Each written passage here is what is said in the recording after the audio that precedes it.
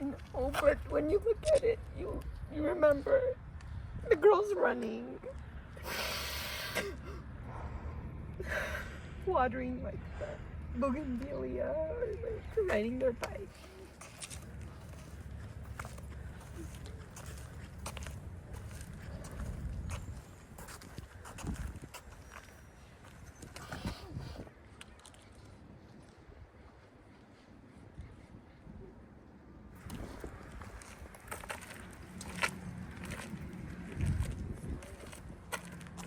Our hearts are broken, not just for our home, but for all of Altadena. We love this city, and we really pray that everyone will have a fair chance of rebuilding here, and we can have our community back. Do you have a message to the governor? Do you have a message to city governance? What would you like them to do? Where do I start? Right now, I don't have the energy to even think about all the ways they've screwed the people of California. I mean, I just hope going forward that, you know, the resources are allocated so that we can all rebuild. And Winds come and go. We have Santa Ana winds every year. Every year. This was no surprise. They warned us of the winds. They warned us of turning off the power due to the winds. So if they're preparing in that way, why don't they have better preparations? well, yeah, the big concern, I mean, what we had is there was no Amber Alert. There was no like notification as far as The evacuating. urgency, yeah. And I just don't understand that. And everyone I talk to, it's the same thing. So everyone has the same story. And I just don't understand how people weren't at a minimum just notified via phone or anything. Like, there was no one that came down with a loudspeaker to say evacuate. There was no text message on the phone. Our parents had to drive through the fire to get out because there was no communication. How did you see the fire, or how did you? I walked through the fire. That house on fire. This house on fire. It was nothing but smoke and fire. And I went, you know, to save my dogs. It was like,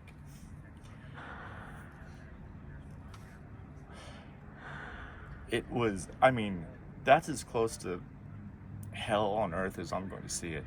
And yeah, what's done is done. And I just hope that everyone can rebuild, because it's Altadena. People have been in this community for their entire lives. I've lived here my whole life, so I just hope that we can all heal together, and that there's no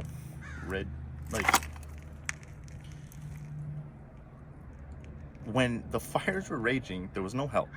There was no one here. Everyone's for themselves. People were driving crazy. The winds were high. Everything was blown on the ground. So it's just, everyone was left to fend for themselves. And now you're actively being prevented from, like, when there was no one here to help you, now they're blocking you off when you're trying to pick up the pieces. And it's insane. So I just hope common sense prevails, and when it's time to clean up and rebuild, that we can, that the community can, and it's just move on.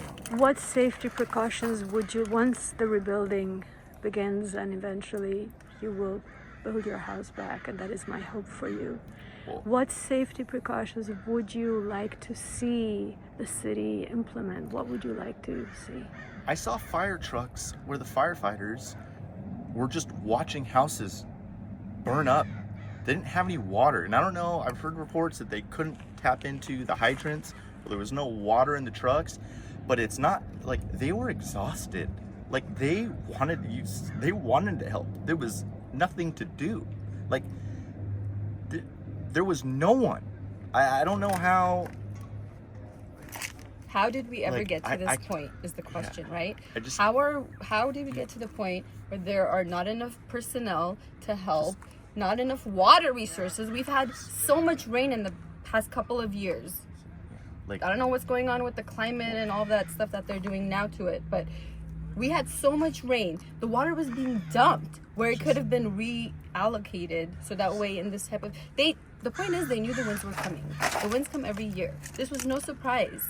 Why were we not prepared? That's not up to the people of the community. It was... When it was all going down, I mean, I speak for a lot of people where there was abandonment by, I feel like, our city government. There was abandonment when it came to aid, when this was all happening. My hope going forward is that we don't feel abandoned anymore. That people, do what's right. They do what's in their power to help out, this community, this tragedy. I've lived here my whole life. I've been evacuated before. I've never seen anything like this. I am a first responder. And it hurts me to see that just there weren't enough of us. There weren't enough fire, there weren't enough police. Because what? We needed a vaccine mandate? It's all about one bad policy after another bad policy coming to a head. Vaccine mandates. Oh, you're not going to get vaccinated? You can't work for the fire department? Are you kidding me? How do you feel all these resources going to other countries, helping other countries with... What do you think the answer is to that? Does any one country come to mind to you right now asking me that question? I don't have a problem sending aid to other countries. I do have a problem when it's to the detriment of ours. And clearly there weren't resources here. There's not even a cohesive... California is not the first state. Okay. This was... North Carolina, Maui. It feels like it's a whole bunch of bad policy and bad decisions that have come to a head and resulted in something catastrophic. A catastrophe disaster should be met with an equally, urgency. Yeah, and it wasn't there. It 100% wasn't there, and this is the result of that. And I hope that going forward, people have learned their lesson. And that we can support our communities the way we're supposed to. The way people pay taxes for a reason.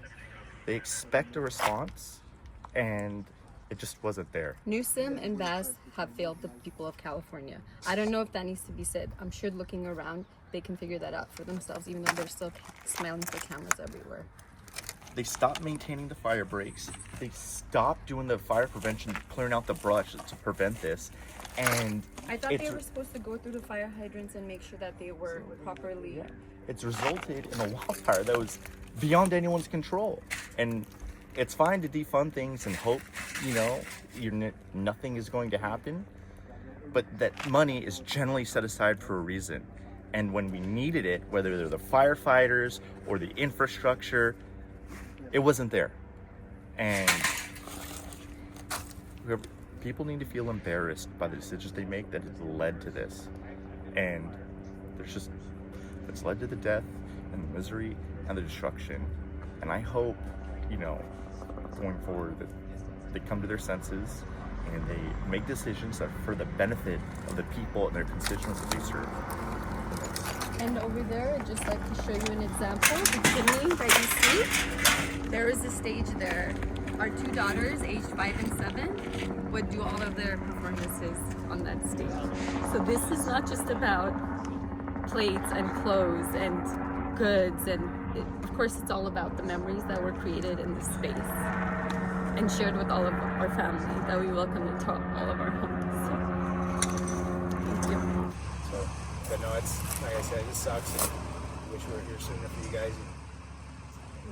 You did what you could, and we don't feel that way. As they were here, all you guys were working hard as fuck. Yeah, if that was there, it was over here on this side.